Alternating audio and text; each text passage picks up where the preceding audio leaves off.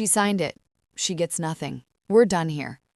Daniel didn't even look at me when his attorney said those words. He just leaned back in his chair, arms crossed, like he was wrapping up a business meeting that had already bored him. The attorney slid a document across the table. My hands were cold. The room smelled like stale coffee and leather chairs, and the specific kind of confidence that comes from people who've never had to worry about money. And then my phone buzzed. One message, 3 words, and everything in that room changed. What none of them knew was that I had been ready for this moment for 8 months. My name is Celeste. I'm 34 years old, and this is the story of how I lost everything and then took it all back. I grew up in Dayton, Ohio. We weren't poor, but we weren't comfortable either. My mom worked 2 jobs for most of my childhood. My dad did what he could. I was the first person in my family to graduate from college, and I did it the hard way. Night classes, waitressing doubles on weekends, ramen and instant coffee and highlighters worn down to nothing. I was proud of that degree. I earned every single credit. I met Daniel when I was 26. He was charming and ambitious, and he made me feel like we were building something together. We got married when I was 28. 2 years later, he asked me to leave my marketing job to support his growing real estate business. He said he needed me. He said I was the only person he trusted. I believed him. I gave up my career, my income, my professional identity. I managed the household, handled his client communications, reviewed every contract, tracked every dollar in and out of the business accounts. I wasn't on the business cards, but I was the reason the business ran. And if you've ever worked hard for something, quietly, faithfully, and then watched someone else take the bow, you already know how this story starts. Subscribe to this community and drop your story in the comments. I'm reading every single one. Let's go.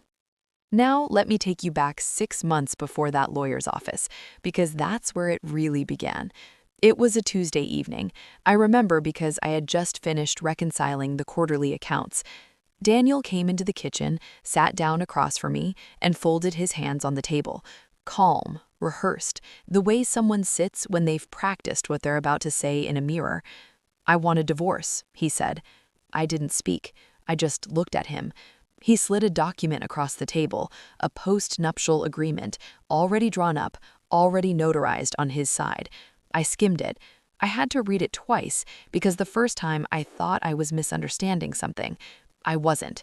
He was offering me the car, $4,000, and, in his words, personal belongings. He was keeping the house, the business, every joint account, every asset we had built together. "You haven't worked in 4 years, Celeste," he said. "What exactly do you think you contributed?" Those words landed like something physical. I felt them in my chest. I opened my mouth, but nothing came out. And then I heard the front door open. Daniel didn't react. He didn't look up. He just picked up his phone like it was nothing. His business partner, a woman named Renee, walked through my front door pulling a suitcase. She walked straight past the kitchen toward the guest room. She didn't look at me either. She moved like someone who already knew where everything was, like she had already been here many, many times before. I sat in that kitchen chair and I felt the floor drop out from under me. Later, I found out the truth. 3 weeks before Daniel told me he wanted a divorce, he had quietly transferred the business into Renee's name. It wasn't a coincidence. It wasn't a business decision. It was a legal maneuver done deliberately, specifically designed to remove the business from the pool of marital assets before he filed. By the time I found out, the paperwork was already complete. This wasn't a man having a breakdown. This wasn't an impulse. This was a plan. A long, careful, calculated plan. And I had been the last person in my own life to know about it. The weeks after that were the hardest of my life. The first thing I did was try to access our joint savings account. I drove to the bank the morning after Daniel told me to leave.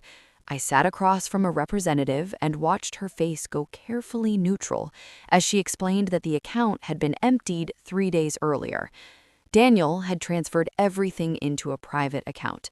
She was sorry. There was nothing the bank could do. Both our names were on the account. He had acted first, and the funds were gone. I walked out of that bank with $312 in checking and a credit card that was already at its limit. I moved into my college friend Maya's apartment. Her spare room had an air mattress, a lamp with no shade, and a window that looked out onto a parking structure. I lay on that mattress every night rereading that post-nuptial agreement like it was going to say something different if I looked hard enough. Then the silence started from our friends.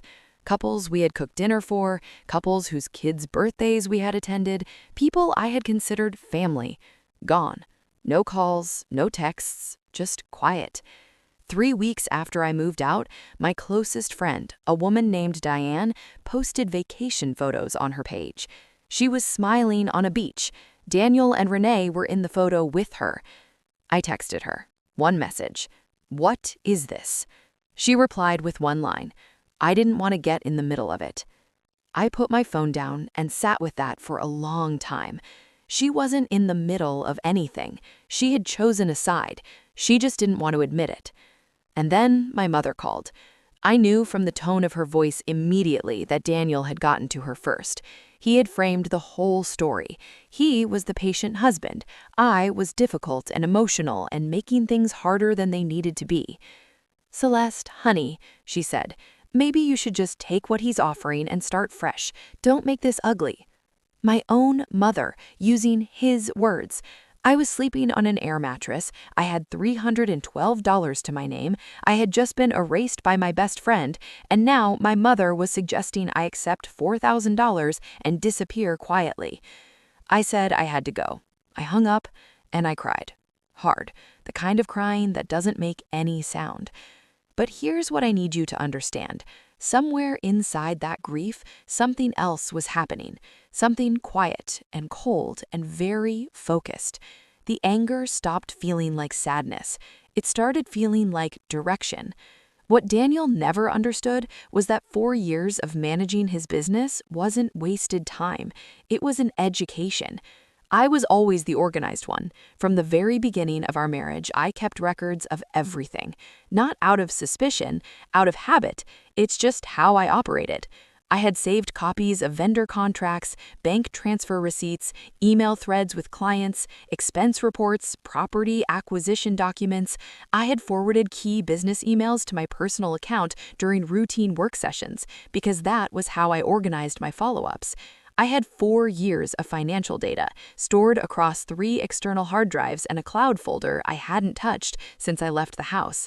I had emails, I had spreadsheets, I had timestamps, and I had something else, something even more important. I knew exactly where every dollar had gone, because for 4 years, I was the one who moved it.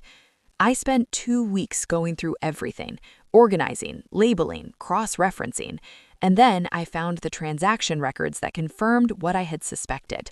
The transaction to Renee had occurred 22 days before Daniel filed for divorce. That timing was not an accident. It was intentional fraud. I didn't tell anyone yet.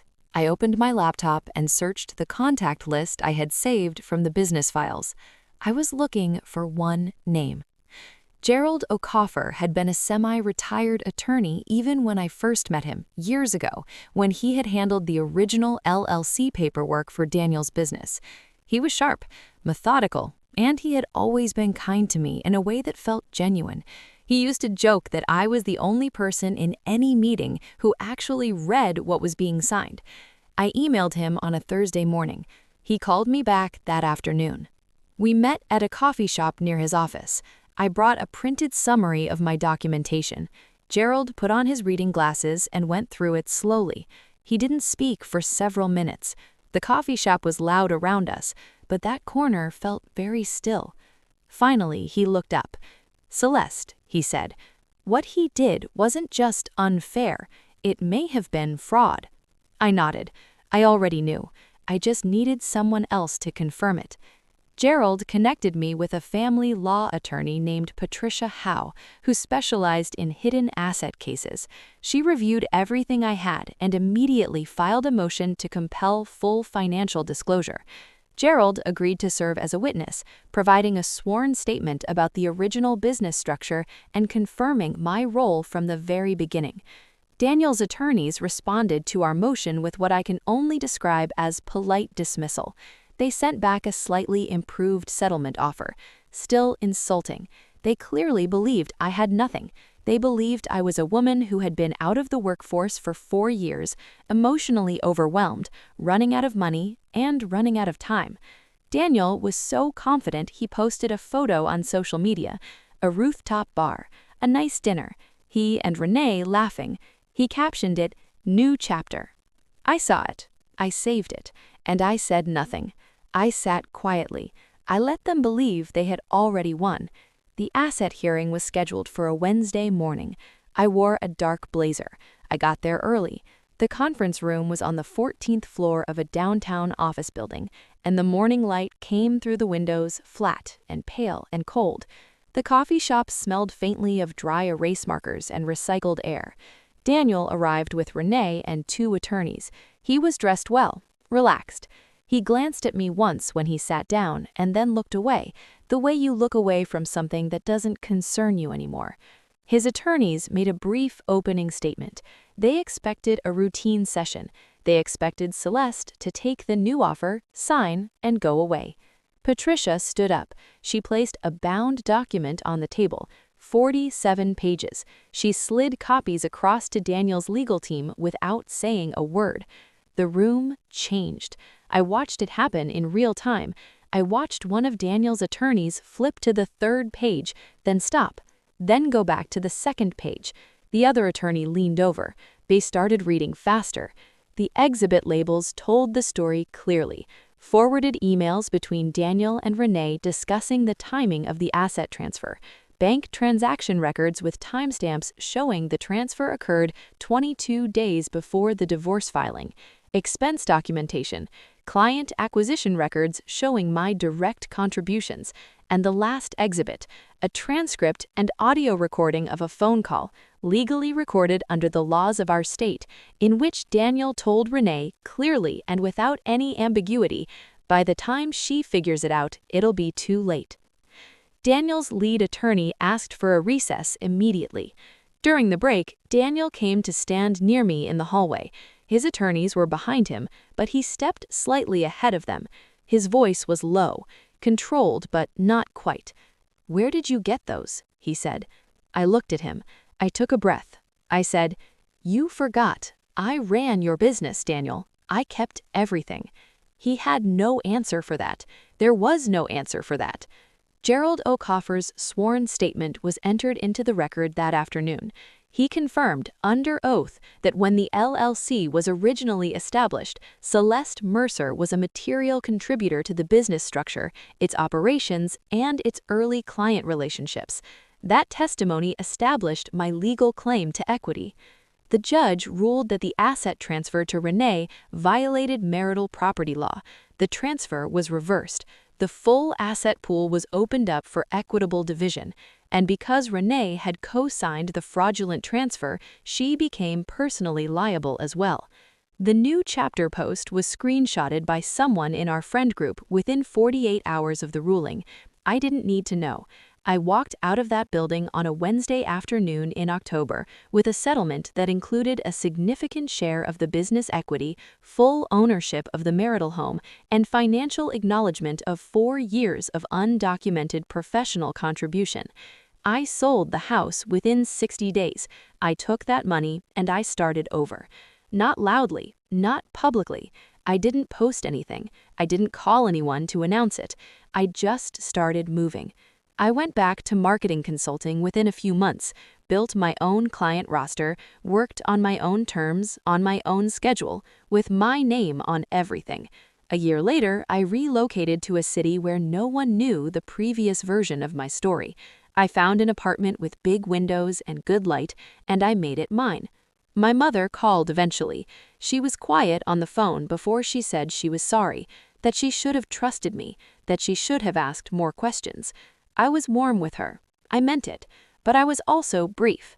"I know you meant well, Mom, but I had it handled." And I had. Daniel walked away from our marriage thinking he had taken everything: the money, the business, the house, the friends, even my own mother's confidence in me. He thought he had left me with nothing. What he never calculated, what he never once considered, was that the most valuable thing in that marriage was never a bank account or a property deed. It was me, my work, my knowledge, my patience, my records. He thought he could erase my contribution. He thought 4 years of my life could be reduced to a $4,000 check and a car I already owned. He was wrong. He walked away thinking he'd taken everything, but the one thing he never counted on was me. If someone ever looked at everything you gave, everything you built, everything you quietly sacrificed, and told you that you contributed nothing, then you know exactly how I felt sitting at that kitchen table. Subscribe and share your story in the comments. What did they take from you that they thought you'd never get back? I want to know, because you deserve to be heard, and you deserve to know that what was taken from you can be reclaimed. Click Hype to help this story reach every person who has ever been erased from something they helped build. Standing up for yourself is one of the hardest decisions you will ever make. If you've been there, subscribe and become part of this community. Let me know this story helped by clicking Hype, and tell me where you're watching from. I love seeing how far these stories travel.